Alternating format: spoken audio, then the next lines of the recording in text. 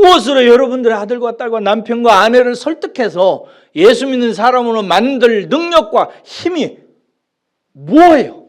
있어요, 없어요? 내가 성령 충만해지는 것, 이거 왜 없습니다, 여러분.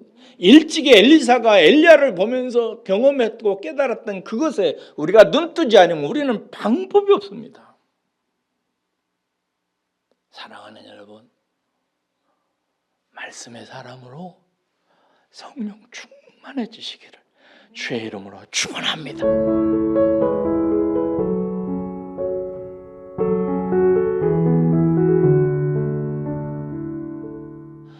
여러분, 세상에서 뭔가 이룬 사람, 소위 성공께나 했다고 하는 사람들에게서 나타나는 공통적인 특징이 있습니다.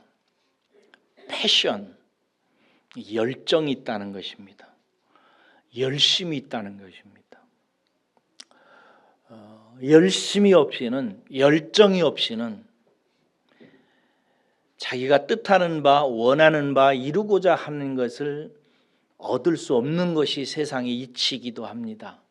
그러므로 무슨 일을 하든지 최선을 다하고 열심을 다하고 자기 자신을 쏟아붓는 것이 굉장히 중요합니다. 제가 언젠가 선배 목사님한테 들었는데, 목회가 무엇인지 아는가 후배들이요? 라고 말씀하시기를, 목회는 목을 거는 것이다 라고 말씀하시더라고요.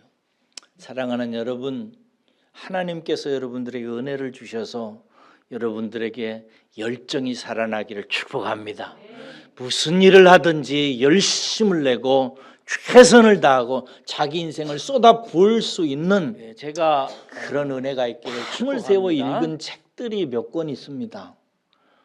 그 책을 대하자마자 그냥 쏙 빠져가지고 밤을 새워서 낮이 되도록 읽었던 몇 권의 책들이 있는데, 그 책 중에 하나가 바람과 함께 사라지다라고 하는 소설책입니다. 혹시 아세요?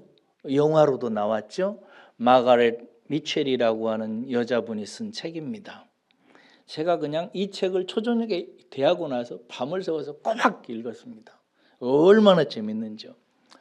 근데 여러분, 이 바람과 함께 사라지다라고 하는 이 책을 마가렛이라는 이분이 쓸 때 이분은 굉장히 아팠습니다. 다리를 다쳐가지고 부상을 당해서 장기 치료를 하면서 이 책을 씁니다.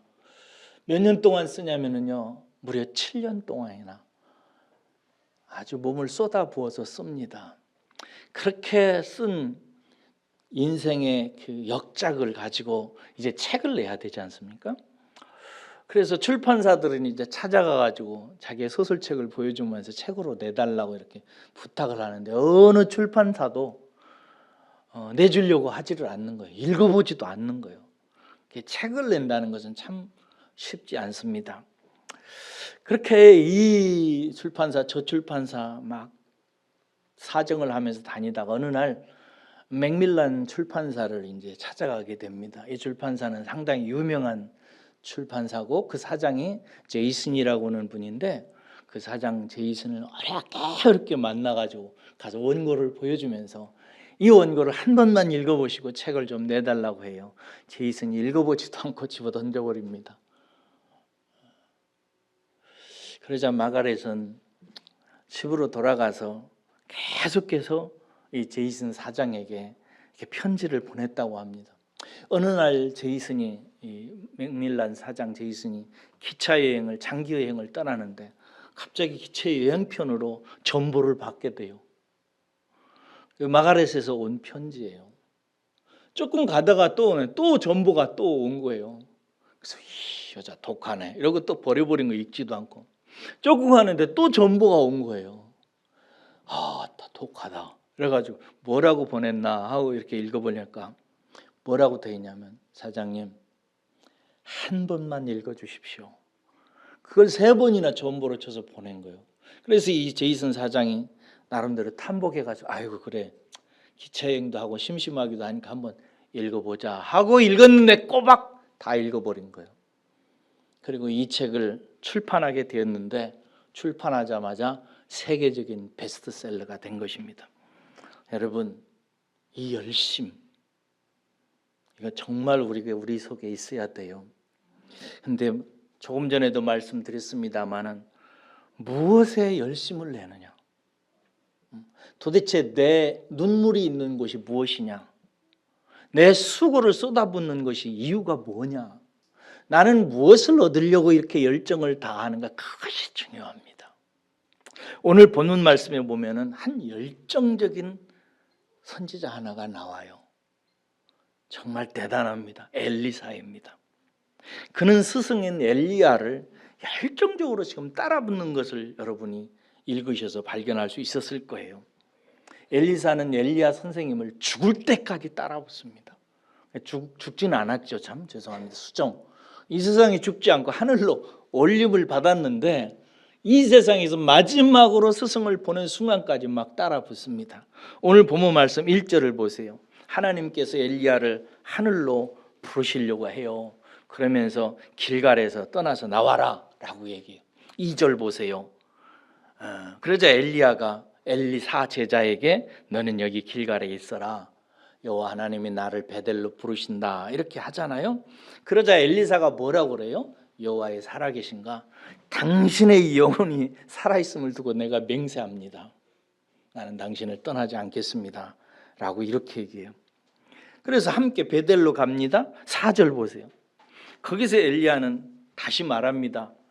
엘리사야 너 베델에 있어라. 하나님이 나를 여리고로 보내신다. 나 여리고로 와야 된다. 라고 얘기해요. 그래서 엘리사가 뭐라고 그래요? 똑같이 말합니다. 여호와의 살아계신가?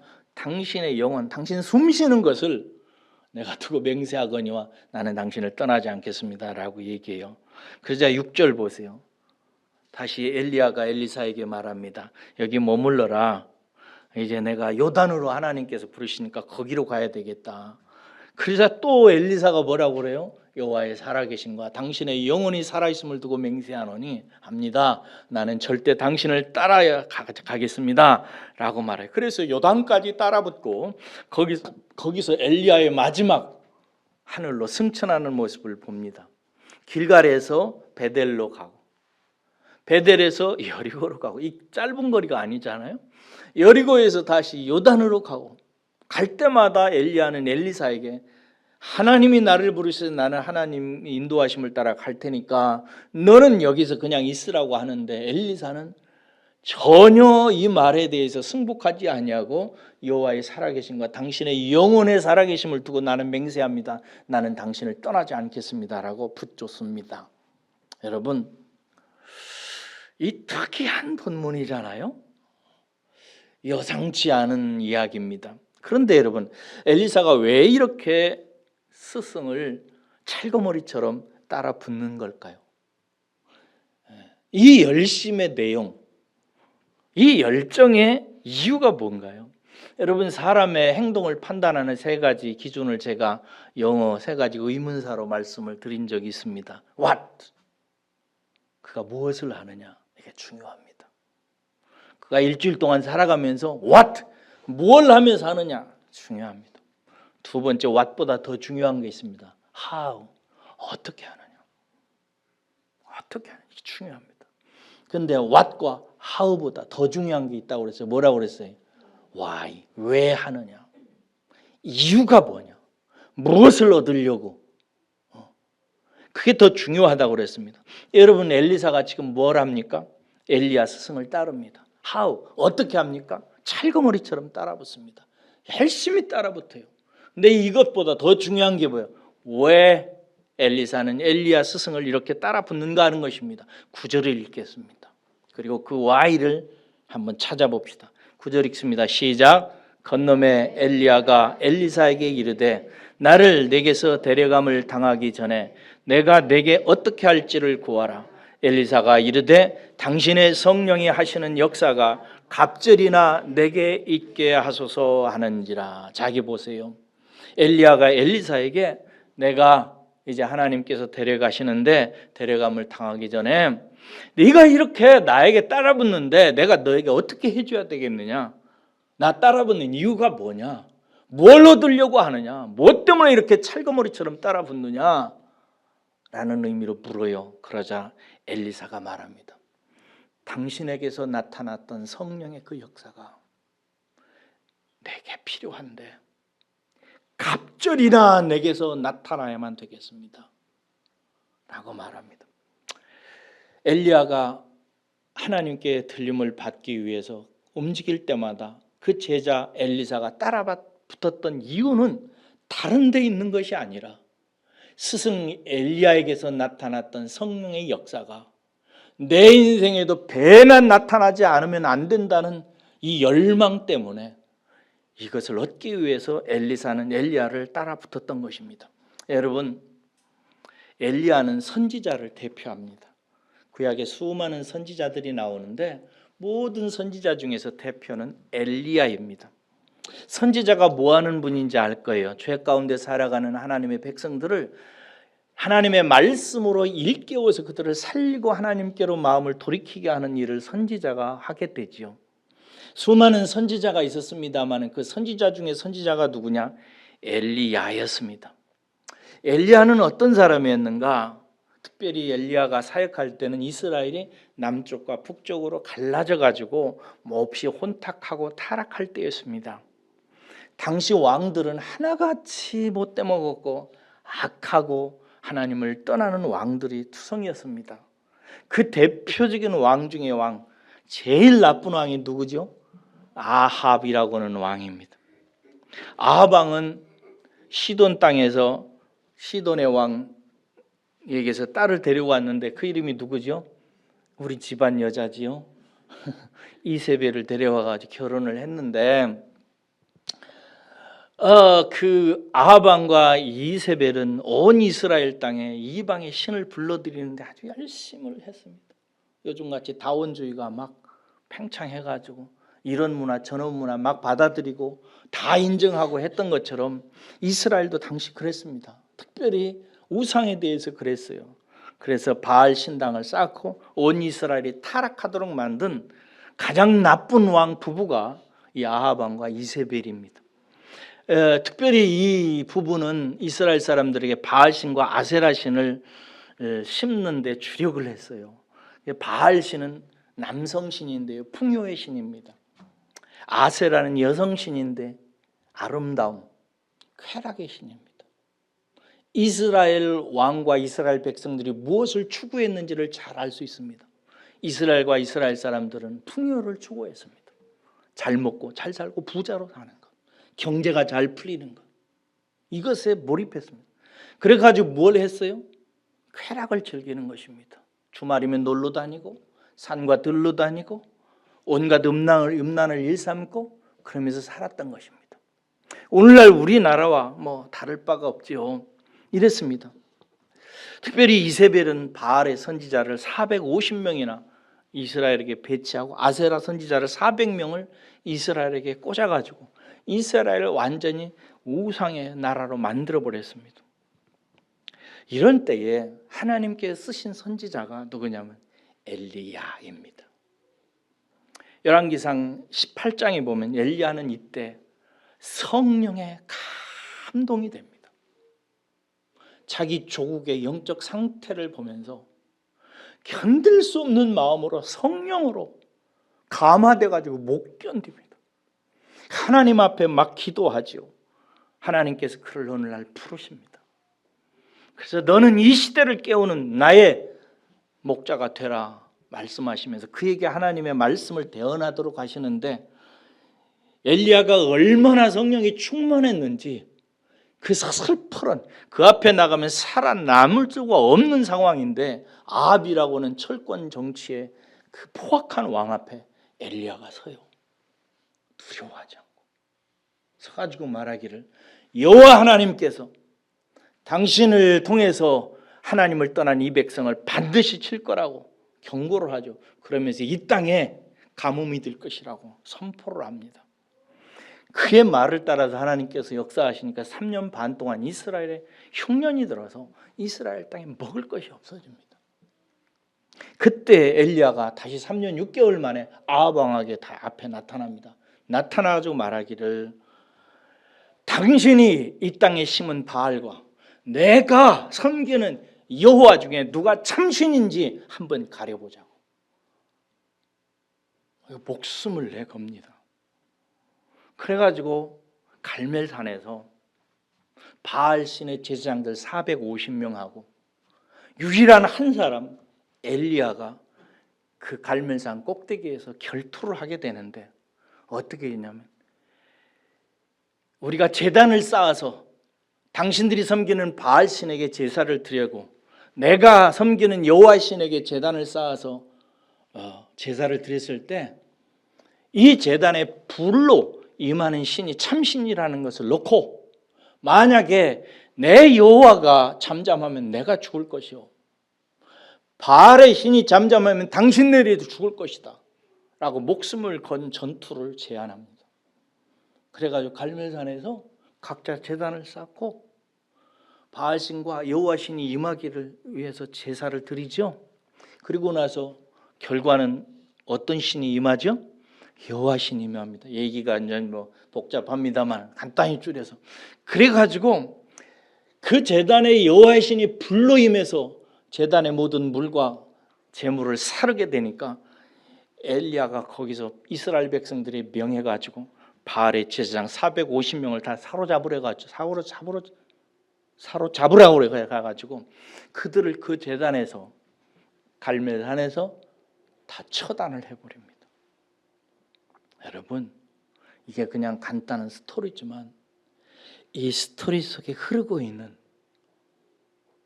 하나님과 그 하나님으로부터 성령으로 감화되어가지고 호련단신 그 철권 통치 앞에서 목숨을 내걸고 성령에 충만해가지고 하나님의 일을 해놓고 갈멜산에서 전투에서 승리하는 이 엘리야의 성령 충만한 모습을 보세요. 이 모습을 누가 봤어요? 이스라엘도 보고 제자들도 보고 엘리사가 본 거예요. 엘리사는 이 스승의 일하는 모습을 보면서 마음속에 한 가지 깨달은 거예요. 내 스승 엘리야에게 역사하는 성령이 내게도 역사하지 않으면 나도 선지자로서 이 땅에서의 사명을 감당할 수 없다는 사실을 절감하게 된 것입니다.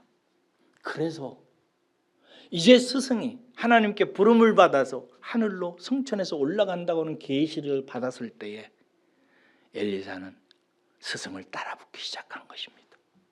그래서 길갈에서 베델로 가고 베델에서 여리고로 갈 때 따라붙고, 너는 따라오지 마라, 여기 그냥 있어라, 네 사명지는 여기야, 여기서 일해 라고 말하는데도 불구하고 여호와의 살아계심과 당신의 영혼의 호흡을 두고 내가 맹세하는데 나는 당신을 결코 떠나지 않을 것입니다 라고 끝까지 따라붙었던 것입니다.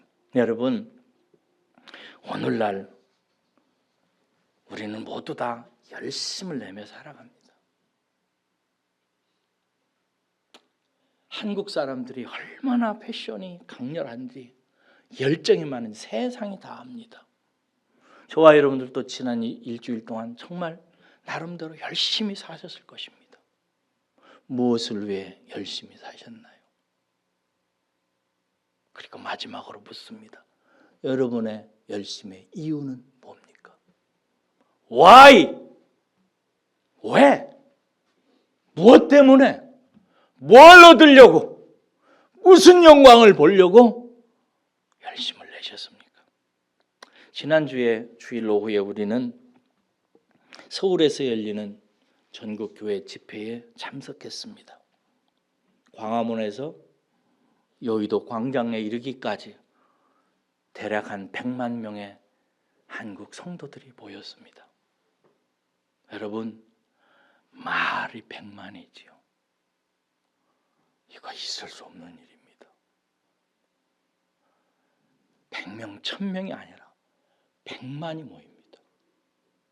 제주도에서, 부산에서, 대구에서, 어떤 사람은 비행기를 타고, 어떤 사람은 기차를 타고, 어떤 교회에서는 버스를 대절해가지고 새벽부터 올라왔습니다. 이 열정들을 보십시오. 여러분, 한국 사람들 대단합니다. 이번 이 사건은 단지 한국교회만이 아니라, 비록 뉴스에도 별로 나오지 않고 뭐 뉴스에는 맨 차 밀리고 교통체증만 일어났다는 뉴스만 나왔습니다만은, 그러나 이 일은 세계 교회에 큰 충격을 지금 주고 있습니다. 어느 나라 성도들이 이러겠어요? 100만이 모이다니, 이 작은 나라에서. 그런데 여러분, 이 열심의 이유는 무엇이었나요? 왜 한국교회가 이렇게 열정적으로 세상 앞에 나타납니까? 1차적인 이유가 있어요. 그것은 포괄적 차별금지법이 이 땅에 있어서는 안 돼야 되겠다라는 것 때문에 그렇습니다. 이것이 이유예요. 그런데 더 큰 이유가 있습니다. 교회의 위기입니다. 한국교회는 지금 무서워하고 있습니다. 걱정하고 있어요. 두려움에 젖어 있습니다. 성도는 줄고 교회는 문 닫고, 세상의 문화는 다원주의로 포스트 모더니즘이라고 그래요. 한번 그 뜻을 찾아보세요. 세상이 근대화된 이후로 온 세상이 권위를 무시하고 진리가 없다고 말하고 상대주의에 깃발을 내세워가지고 오직 하나님, 오직 예수, 오직 복음만을 부르짖는 교회의 권위를 무너뜨리고 세상의 모든 권위를 다 무너뜨려서 교회를 해체하려고 하는 이 문화적 전쟁, 혁명의 시대에 들어와 있어요. 그래서 교회는 이 문화적인 흐름 앞에, 포스트 모더니즘의 바람 앞에 지금 휩쓸려서 교회가 쓸려가고 있습니다. 그래서 모여서 세상을 일깨우고 교회의 앞날을 지켜보려고 지금 몸부림치고 있는 것입니다. 그런데 여러분, 이 집회를 비판하는 사람들이 있습니다. 그 비판은 뭐냐면요, 과연 교회가 이렇게 많은 군중의 숫자의 힘을 과시하는 게 맞는가 하는 문제입니다. 과연 교회는 이렇게 머리 숫자를 많이 모아가지고 대중의 힘을 이용해서 이것이 기독교의 힘이다, 이것이 하나님의 능력이다라고 말하는 이것이 과연 맞는가? 라고 하는 질문을 던집니다. 이 질문은 간단한 질문이 아닙니다. 저도 현장에 간 사람이고 제 머릿수 하나라도 더 하려고 나간 사람입니다만, 그러나 이렇게 모일 수밖에 없는 상황을 제가 받아들이고 교회 총회의 결정이었기 때문에 함께 했지만, 그러나 과연 교회의 힘은 무엇인가? 우리가 정말 의지하는 것은 무엇인가? 라고 묻는 이 질문은 여전히 제 가슴속에 남아 있습니다. 교회의 힘이 숫자의 힘인가? 그것으로 세상을, 정부를, 압력을 넣어서 이기는 것이 교회의 유일한 방법인가? 여러분, 그렇다고 생각하십니까? 교회가 숫자를 의지할 때 어떤 징벌을 받게 되는지를 우리는 다윗의 예를 통해서 충분히 받았습니다. 다윗이 어느 날 사단이 다윗의 속에서 역사를 하니까 다윗이 한 일이 있습니다. 뭐죠? 인구 조사를 했습니다. 왜 했죠? 전쟁터에 나가서 싸울 군대의 숫자가 얼마인지, 총기는 얼마, 총기가 아니죠, 활과 창은 몇 개이고 마병은 몇 개이고 병거는 몇 개인지 해보려고 했던 것입니다. 이 일에 대해서 하나님께서 톡톡하게 대가를 치르게 했는데, 온 이스라엘 땅에 전염병이 퍼져서 무려 7만 명이나 죽임을 당하는 일을 통해서 하나님께서 계시하십니다. 사람의 숫자, 사람의 힘, 세상의 모습으로 모양 가지고 힘을 삼고 세상에 과시하려고 하는 것이 하나님을 얼마나 노엽게 하는지. 사랑하는 여러분, 우리가 하나 잊지 말아야 되는 것이 있습니다. 제가 한국교회 지난 집회를 절대 비판하는 것이 아닙니다. 저도 그렇게 나갔습니다. 제가 찬성했으니까요. 그러나 하나 더 기억해야 될 것이 있습니다. 교회의 힘은 뭔가? 사람의 숫자의 힘인가? 아닙니다. 한 사람이면 충분합니다. 엘리야 한 사람으로 하나님께서는 일하셨습니다. 믿으십니까? 교회의 힘은 뭔가? 교회의 힘은 복음의 힘입니다. 성령의 능력이에요. 경건의 힘입니다. 이것이 우리가 붙들어야 되는 거예요. 성령 충만한 목사, 말씀에 무장된 성도, 기도로 마음이 충만해진 어머니와 아버지가 교회 가정을 살리고 성령 충만한 목사가 교회를 살리는 것이지, 사람 많이 모인다고 한국교회가 성도들의 비율이 국민 숫자에 비해서 크리스찬 숫자가 적어서 이렇게 되는가? 아니요. 복음의 능력이 사라지고 예수에 대한 메시지가 적어지고, 늘 어떻게 살아야 부자 되고, 어떻게 살아야 대학 잘 가고, 어떻게 살아야 가정이 행복하고, 어떻게 살아야 사업이 잘 되는지가 관심인 그리스도의 성도들의 관심이 그쪽에 열정이 쏟아갈 때 교회는 타락하고 힘이 없어집니다. 예수가 살아나야 됩니다. 믿습니까? 복음이 살아나야 돼요. 믿습니까? 성령으로 무장되어져야 믿습니까? 그래서 성도 한 사람 한 사람의 삶 속에서 경건의 능력이 살아나야 됩니다. 이것이 우리의 힘입니다. 로마 시대 때 기독교는 로마를 정복했어요. 세계 최강국인 그 대제국을 정복한 게 기독교라고요. 근데 기독교가 로마를 정복했을 때 무엇으로 정복했습니까? 칼로? 머리 숫자로? 대포로? 아니요. 복음의 능력이었어요. 로마 시대 때 마지막 로마가 망해가기 시작할 때 로마의 왕들은, 기록에서 제가 확인한 거예요.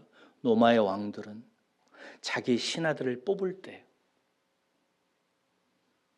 은밀하게 그가 예수를 믿는 사람인지 안 믿는 사람인지를 보았습니다. 왜?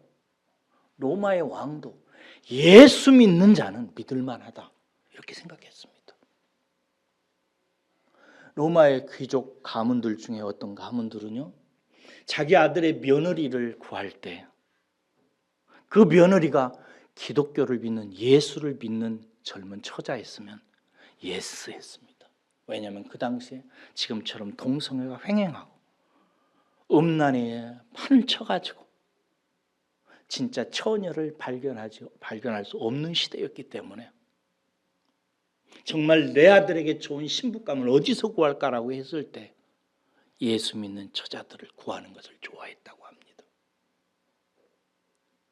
예수 믿는 사람들은 겉으로 드러나지 않았지만, 그들이 모일 때마다 은밀하게 모였지만 실상의 로마의 저변에서, 보이지 않는 이면에서 로마라고는 대제국을 삼키기 시작했던 것은 누구였느냐?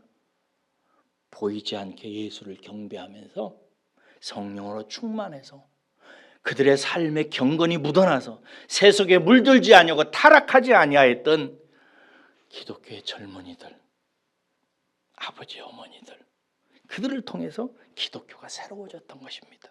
저는 박영선 목사님을 제 인생의 스승으로 존경합니다.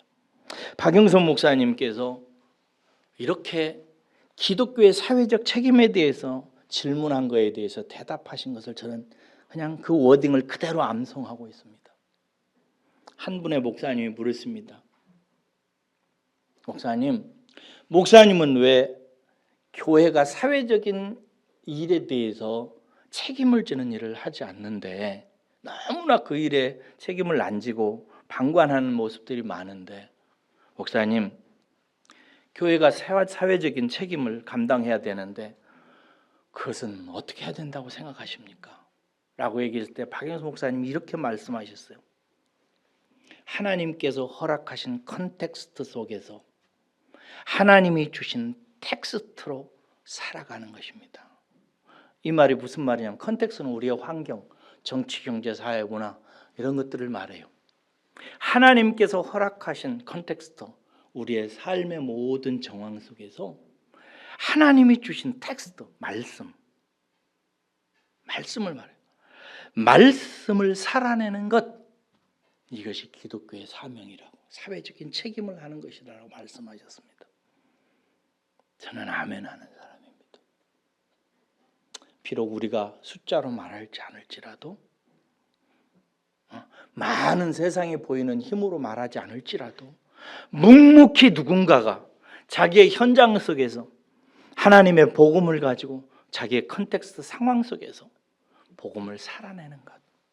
내 아들 앞에서, 내 남편 앞에서, 내 아내 앞에서, 내 교우들 앞에서, 내 직장 안에서 그가 묵묵히 하나님의 말씀으로 살아낼 때 세상은 그 사람을 봅니다.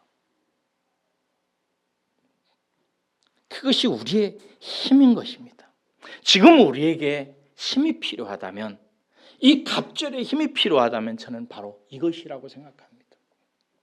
엘리야에게는 그 열정이 있었던 거예요. 이러한 엘리사에게는 이 엘리사의 열정의 이유에 대해서 하나님께서는 어떻게 응답하시는가 보세요. 7절에서 14절까지 대략 한번 쭉 보십시다. 8절에 보면 이제 올라가게 돼요. 엘리야가 겉옷을 가지고 말아 물을 칩니다. 겉옷을 벗어가지고 둘둘둘 말아가지고 자기의 겉옷으로 요단강 물을 쳐요. 그러자 물이 이리저리 갈라지면서 두 사람이 마른 땅 위에 건너가게 됩니다. 요단강이 갈라진 것입니다. 9절에 건너매 엘리야가 엘리사에게 이르되 나를 내게서 데려감을 당하기 전에 내가 내게 어떻게 할지를 구하라. 내가 이제 올라가게 된다. 너 나를 이렇게 따르는데 내게 무엇을 주어야 되겠느냐? 이유가 뭐냐라고 물을 때 엘리사가 이르되 당신의 성령이 역사하시는 역사가 갑질이나 내게 있게 하소서. 당신 안에서 역사하는 그 성령님께서 내게 갑절이나 역사하기를 구합니다 라고 말하자 10절에 보니까 네가 어려운 일을 구하는도다. 쉬운 일은 아니라는 거죠. 그러나 나를 내게서 데려가시는 것을 내가 보면 그 일이 내게 이루어지려니와 그렇게 하지 아니하면 이루어지지 아니하리라. 내가 하늘로 올라가는 모습을 끝까지 네가 보게 되면 이루어진다는 거죠. 그러자 이제 12절 보세요. 엘리사가 봅니다. 엘리야가 올라가는 것을 보면서 이렇게 얘기합니다. 내 아버지요, 내 아버지요, 이스라엘의 병거와 그 마병이요 합니다. 그렇게 하더니 다시 보이지 이제 엘리야가 보이지 않는 거예요. 그래 안 보이자 이제 엘리사가 자기의 옷을 잡아 둘로 찢습니다. 그리고 엘리야의 몸에서 떨어진 엘리야가 옷을 이제 떨어뜨려 놓고 간 거예요. 그 떨어진 옷을 겉옷을 주워 가지고 요단 앞에 서서 엘리야의 몸에서 떨어진 그 겉옷을 가지고 물을 칩니다. 그러면서 말하기를 엘리야의 하나님 여호와는 어디 계십니까? 하나님을 찾아요. 그러면서 엘리야의 옷을 가지고 요단 강물을 내리치니까 엘리야가 했던 역사가 엘리사에게 나타나면서 요단 강물이 갈라지기 시작합니다. 이게 이제 스승에게서 나타났던 그 역사가 엘리야에게서 첫 번째 나타나기 시작하는 것입니다. 이후로 엘리사는 어떻게 됐을까요? 실제로 여러분 엘리사는 엘리야보다 갑절이나 놀라운 성령의 능력으로 선지자 사역을 감당해내기 시작합니다. 수많은 역사가 일어나게 되는데 하여튼 위기 때마다 엘리사는 이스라엘을 지켜냅니다. 그때 대제국이 일어나게 되는데 아람 나라라고 하는 나라예요. 여러분 아람 나라의 나만 장군을 고친 선지자가 누구죠? 엘리사입니다. 그래서 나만 장군을 고쳐내놈으로 말미암아 이스라엘을 지켜냅니다. 당시 최고의 아람 나라는 이스라엘이 어떻게 할 수가 없었어요. 너무나 커서. 그런데 엘리사 하나 때문에 아람 나라는 이스라엘을 정복을 못해요. 왜냐하면 엘리사가 다 막아내요. 혼자서. 어디로 어떻게 적군이 쳐들어오게 되는지, 무슨 전법을 써야 되는지 엘리사가 하나님과 교통하면서 다 알아내요. 그래서 나아만이 엘리사 하나 때문에 이스라엘을 어떻게 하지 못합니다. 한 가지 예를 듣자면요, 이런 일이 있었어요. 아람 나라가 이스라엘을 쳐들어와가지고 북이스라엘 쳐들어와가지고 그 사마리아 성을 포위를 합니다. 포위를 해가지고 여러 기간 동안 이제 꼼짝 못하게 되니까 사마리아 성 안에서는 이스라엘 사람들이 먹을 것이 없어서 굶어 죽게 돼요 다. 근데 상황이 어느 정도 심각하냐면요, 어느 날 그 두 여자가 그 이스라엘 왕에게 찾아와 가지고 막 하소연을 해요. 무슨 하소연을 하냐면은 한 여자가 말해요. 왕이시여, 이런 억울한 일이 어디 있습니까? 무슨 일인데? 어젯밤에 저 여자하고 나하고 함께 의논하기를 어젯밤에 내 아이를 잡아먹고 오늘 밤에는 저 여자의 아이를 잡아먹기로 했습니다. 그런데 어젯밤에 우리 아이는 잡아먹고 오늘 밤에는 저 여자가 자기 아이를 내어주지 않습니다. 심판하소서 막 그래요. 무슨 얘기예요?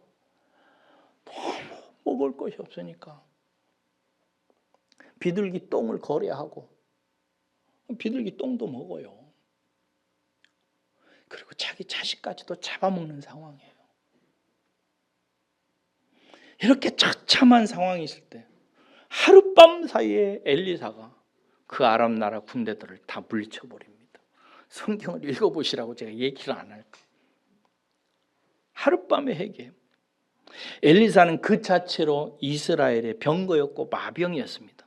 그가 있으면 적군들은 다 패퇴했고 이스라엘을 어떻게 하지 못했습니다. 12절을 보십시오. 이것은 어디로부터 온 것인가? 12절을 다시 보세요. 엘리야를 보면서 내 아버지여 내 아버지여 이스라엘의 병과 마병이요 이렇게 얘기합니다. 엘리사가 엘리야를 뭐라고 불러요? 아버지라고 부릅니다. 아버지의 뜻을 제가 가르쳤을 것입니다. 원천이요 뿌리요 그런 뜻입니다. 그러면서 말하기를 이스라엘의 병과 마병이라고 얘기합니다. 여러분 엘리사는 이스라엘의 병과 마병, 이스라엘을 지키는 것이 자기 스승 엘리야 한 사람이라고 생각했던 것입니다. 아버지, 유일한 원천이 엘리야라고 봤던 것입니다. 성령 충만한 엘리야 한 사람이 서 있었을 때 이스라엘은 그로 말미암아 병거 삼고 마병을 삼아서 이스라엘이 지켜지는 것을 보았고 그도 그런 사람이 되기를 간절히 바랬던 것입니다. 놀라운 것은 여러분 그런 엘리야를 열망했던 엘리사가 나중에 어떤 호칭을 받는지 보세요. 13장 14절을 가보세요. 13장 14절을 보세요. 이 13장 14절은 이제 엘리사가 나이가 들어서 죽을 때 이야기입니다. 이때 이스라엘의 왕 요아스가 그에게 나와서 어떻게 하는지 보세요. 읽어보겠습니다. 시작. 엘리사가 죽을 병이 들매 이스라엘의 왕 요아스가 그에게로 내려와 자기의 얼굴에 눈물을 흘리며 이르되 내 아버지여 내 아버지여 이스라엘의 병과 마병이여 하매. 놀랍지 않습니까? 나중에 엘리사도 늙어서 병들어 죽게 되는데 이스라엘의 왕 요아스가 그 앞에 와서 엎드려서 말합니다. 내 아버지여 내 아버지여 이스라엘의 병거와 마병이여 하면서 통곡을 합니다. 왜? 일찍이 엘리야를 아버지라 부르며 마병과 병거가 되기를 원했던 엘리사가 이스라엘의 아버지로서 일했고 이스라엘 지키는 마병과 병거로서 일했음을 요아스 왕이 알았고 이스라엘이 알았기 때문에 그렇게 불렀던 것입니다. 여러분 그렇게 엘리사는 스승 엘리야를 붙잡고 열정적으로 스승에게서 배우려고 했던 결과로 스승처럼 살았고 배나 스승의 일을 하는 일에 성공했던 선지자입니다. 여러분, 여러분들의 가정에 마병은 누구여야 될까요? 여러분들의 가정을 지키는 병거는 누구여야 될까요? 저는 바로 여러분들이어야 된다고 믿습니다. 누가 지킵니까? 많은 돈으로, 많은 경제적인 힘으로? 아니에요. 여러분들 세상에 속으시면 안 됩니다. 여러분들과 아들과 딸을 지키는 힘은, 여러분들의 부모와 형제들을 살리는 힘은 어디에서 오는가? 말씀에서 옵니다. 성령에게서 온다고요. 내가 말씀을 통해서 성령 충만해져서 내 가정의 아버지가 되고 내 가정의 병고와 마병이 되어야 우리 가정은 살아내게 되어 있습니다. 이것이 성경의 원리예요. 여러분들이 다 아버지가 되셔야 된다고요. 우리 가정도 그렇습니다. 저는 우리 가정 세 형제가 다 목사가 됐고, 또 우리 가정이 그 촌에서 완전히 망해가지고 거지같이 살면서도 하나님 믿고 의지하면서 살아나고 자랑스러운 가정이 되었던 것은 우리 어머니라고 하는 우리 가정의 아버지였습니다. 초등학교도 나오지 못한 우리 어머니, 난 넣고 기억자도 몰랐던 우리 어머니, 아무것도 몰랐으나 그러나 새벽마다 하나님 앞에 나가서 기도하고 찬송하며 성령 충만했던 우리 어머니, 그 우리 어머니가 우리 집의 아버지였고 우리 집의 병거였고 마병이었습니다. 그래서 우리를 살렸고 우리 가정이 살아난 것입니다. 저는 저와 여러분들이 오늘 이 세태를 보면서 깊이 깨달으셔야 된다고 믿어요. 여러분, 제가 우리 미소나 미주만 할 때보다 지금이 더 어려운 시대입니다. 지금이 우리 아내, 우리 남편, 우리 아들과 딸들 예수 믿게 하고 하나님의 길을 걸어가게 하는데 지금이 훨씬 더 어렵습니다. 제가 어렸을 때는 교회에서 초코파이만 주고, 초코파이도 없었어요. 먹을 것 하나만 주면 막 몰려다니면서 교회 다니던 시절이었습니다. 그런데 지금은 초코파이 할아버지를 줘도 오지를 않는 시대입니다. 지금의 아이들을, 지금의 여러분들의 아이들과 손자, 손녀들을, 청소년 되고 청년이 되어가는 여러분의 아들과 딸들을 무엇으로 설득할래요? 무엇으로 여러분들의 아들과 딸과 남편과 아내를 설득해서 예수 믿는 사람으로 만들 능력과 힘이 뭐예요? 있어요, 없어요? 없어요.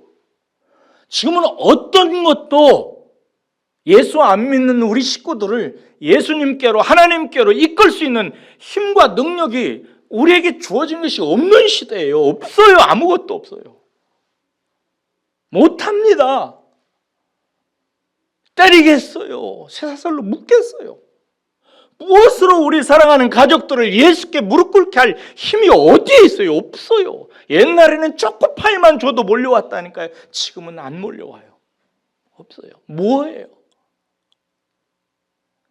복음밖에 없습니다. 내가 성령 충만해지는 것, 이거 왜 없습니다, 여러분.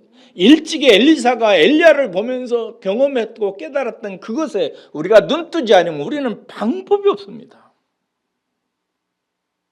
사랑하는 여러분, 말씀의 사람으로 성령 충만해지시기를 주의 이름으로 축원합니다.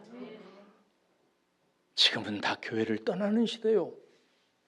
세상의 지식인들과 세상에 뛰어난 사람들의 성공과 권위와 설득력으로 우리 아이들이 다 현혹되는 시대요. 그래서 바알 신을 쫓았던 이스라엘처럼, 아세라의 신을 쫓아서 쾌락의 길을 갔던 이스라엘처럼 지금 그렇게 풍요와 쾌락의 시대로 접어들어서 다 휩쓸려가는 시대요. 근데 우리에게는 그들을 일으켜 세울, 이끌 힘이 없어요. 그 시대에 엘리야와 엘리사는 한 가지 원리를 깨달았어요. 성령 충만하면 된다. 할렐루야. 내가 성령 충만하면 할 수 있다라고 얘기한 것입니다. 그런데 여러분, 그때 당시에도 그랬지만은 지금도 대부분 멀리서 보기만 합니다. 오늘 본문 말씀에서 발견할 수 있는 기가 막힌 사실이 있어요. 안타까운 게 사실이 있어요. 엘리야에게는 제자가 엘리사 한 명뿐이 아니었어요. 3절에 보세요. 베델에도 제자가 있었습니다. 5절에 보세요. 여리고에도 제자들이 있었어요. 7절에 보면 최소한 50명이 됩니다. 수백 명의 제자들이 엘리야에게 있었습니다. 그러나 끝까지 사모하고 따르고 스승에게서 배우려고 했던 사람은 딱 한 사람이에요. 엘리사 한 명뿐이에요. 나머지는 다 하나님께 계시도 듣고 말씀도 듣고, 스승님 올라가신다면서, 너 안다면서, 다 알아요. 왜? 말씀을 통해서 들었으니까. 엘리야가 하나님으로부터 계시를 받고 내가 어떻게 인생의 마감을 하고 어떻게 될 것을 다 전했으니까 알았어요. 그러나 그 소식을 똑같이, 그 복음을 똑같이, 그 말씀을 똑같이 듣고도 끝까지 그 길을 따라갔던 사람은 엘리사 한 명뿐이었단 말이에요. 나머지는 그냥 멀리서 바라보았어요. 오늘날도 똑같습니다. 하나님의 계시는 여전히 이렇게 선포되어지고 이렇게 말씀이 증거되는데 그냥 간격과 멀리서 보고 그러네 이러고 바라봐요. 두려운 마음으로 본문에서 역사하시는 하나님을 보세요. 이게 키워드입니다. 본문 속에서 지금 하나님이 뭘 하고 계시는지 보라고요. 사람을 골라내고 계십니다. 당신의 선지자 엘리야를 길갈에서 베델로 이끄시고 베델에서 여리고를 이끄시고 여리고에서 요단으로 이끄셔서 마지막 올라갈 때까지 하나님은 수많은 제자들 중 제자들을 다 걸러내십니다. 다 걸러내. 이게 두려운 것입니다. 다 누구나에게 다 기회가 있었다고요. 다 걸릅니다. 그리고 엘리사 하나 남겨놓으셨습니다. 지금도 마찬가지입니다. 오늘 또 하나님은 저는 이렇게 일하신다고 확신합니다. 저한테 그렇게 하세요. 너 이 일 해봐라. 그 일에 따라붙는 성도가 있는지 없는지를 하나님이 보십니다. 이정호 목사, 이번에는 이 일 해봐. 이 일을 너와 함께 따라서 함께 하는 이가 누구인지를 봐라. 그게 제자요. 너 올해는 다 같이 일어나서 나의 사랑 내 어여쁜 자야 일어나서 나와 함께 같은 일을 한번 해보자 라고 말해봐라. 그리고 그 같은 일을 할 때 너와 함께 하는 제자가 누구인지를 봐라. 그게 네 제자다. 저와 함께 하는 사람이 있고 하지 않는 사람이 있어요. 멀찍이 있어요. 하나님께서 목사님을 통해서 하시네. 제자 그룹을 하고 수요 공부를 하고 숲을 만들어서 하고 이런저런 행사를 하고 해요. 그때마다 따라붙는 사람이 있고 안 따라붙는 사람이 있어요. 두려워하셔야 됩니다. 하나님은 그렇게 일하세요. 항상 그러셨어요. 가정과 교회에 병고와 마병이 되기를 여러분 정말 원하시는가 안 원하시는가 이게 중요해요. 그리고 원하신다면 깨달으셔야 돼요. 병고와 마병이 되고 아버지가 되는 길은 돈으로 안 돼요.